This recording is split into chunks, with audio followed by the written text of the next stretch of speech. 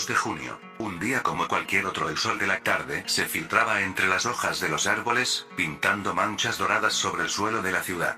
Era un día como cualquier otro, lleno de la rutina diaria. Niños jugando en el parque, gente comprando en el mercado, entrenadores entrenando a sus Pokémon. Nadie podía imaginar que ese día, 2 de junio, marcaría el inicio de una tragedia sin precedentes. En el Hospital Central de Ciudad Celeste, un equipo médico luchaba contra una enfermedad desconocida.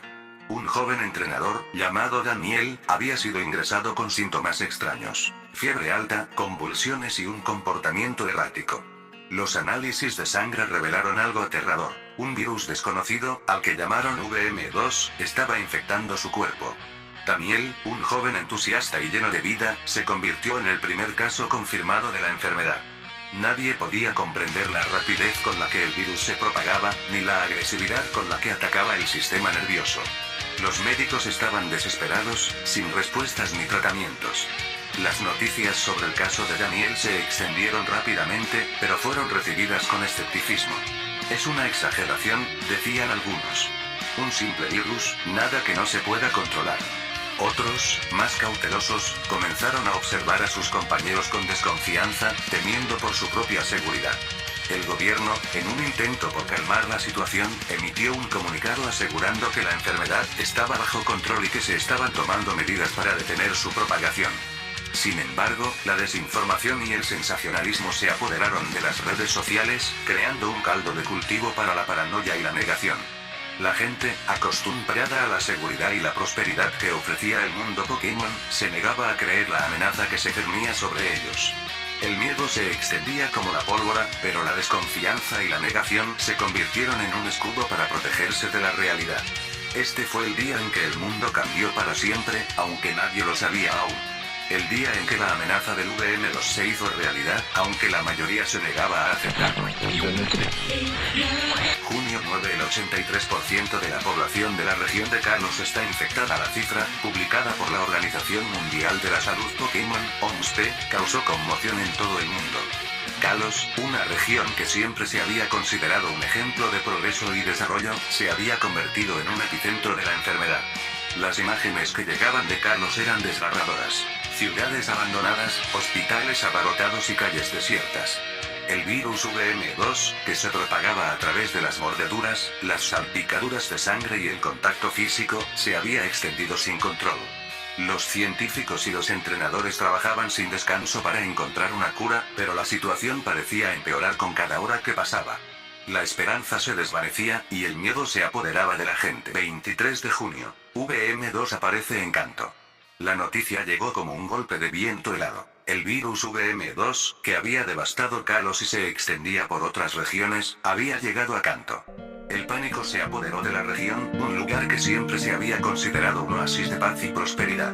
Los primeros casos fueron detectados en Ciudad Verde, el hogar de la famosa profesora Oak.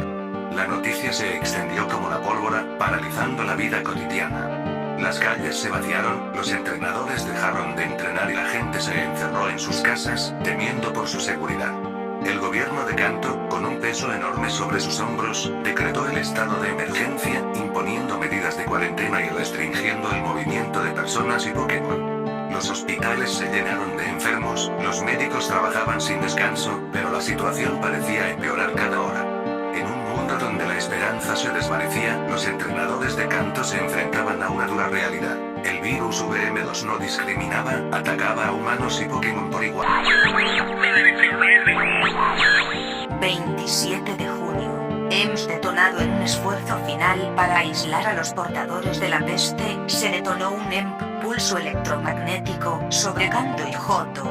Las ondas electromagnéticas, una fuerza invisible y devastadora, recorrieron las dos regiones, apagando toda señal electrónica y dejando a la gente en un silencio sepulcral. La decisión, tomada por los gobiernos de Kanto y Johto, se basó en la teoría de que el virus VM2 se propagaba a través de señales digitales, como las redes inalámbricas.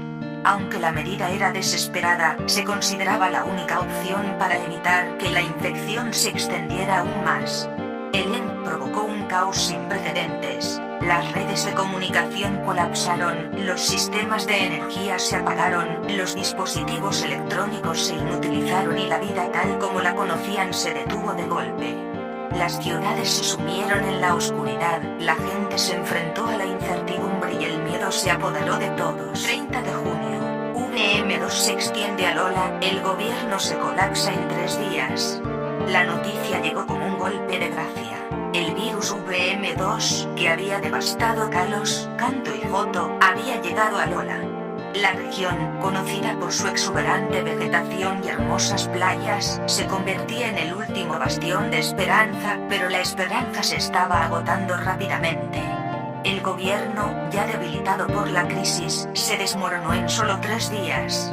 El caos se apoderó de la región. El pánico, la desconfianza y la desesperación se apoderaron de la gente. Los recursos se agotaron, las comunicaciones se interrumpieron y la ley y el orden se desintegraron. Lola, que antes era un símbolo de paz y prosperidad, se convirtió en un campo de batalla. La gente luchaba por sobrevivir, buscando comida, refugio y protección. El virus VM2, que se propagaba a través de las mordeduras, las salpicaduras de sangre y el contacto físico, se extendía sin control. 32 de junio. El ejército destruye las arterias de transporte para contener a los infectados. La desesperación se había apoderado de las regiones de Kanto y Johto.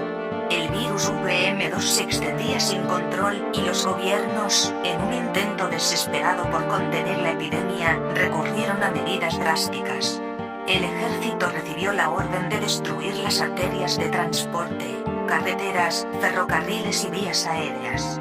Los puentes se derrumbaron, los túneles se bloquearon y los aeropuertos se clausuraron. El objetivo era claro: aislar las zonas infectadas y evitar que la enfermedad se propagara a otras regiones.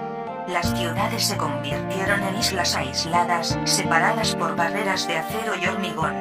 La gente, atrapada en sus hogares, miraba con horror cómo el mundo que conocían se desmoronaba a su alrededor.